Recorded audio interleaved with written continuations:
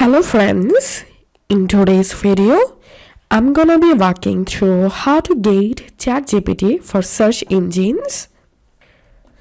So first of all, open a browser and type here ChatGPT for search engines and open this first link. Basically this is an extension, so we have to add this extension on our browser. So click on add to Chrome, add extension. Once it's added, click this puzzle icon and from here pin the ChatGPT for search engines extension and then go to Chat OpenAI or ChatGPT and make sure to log in into your account. And now click this ChatGPT search engines icon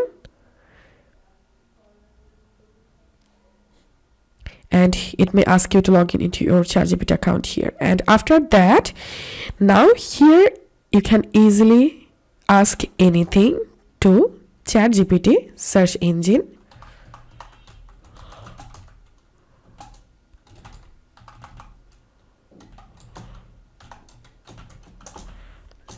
And you will get a correct answer from the ChatGPT.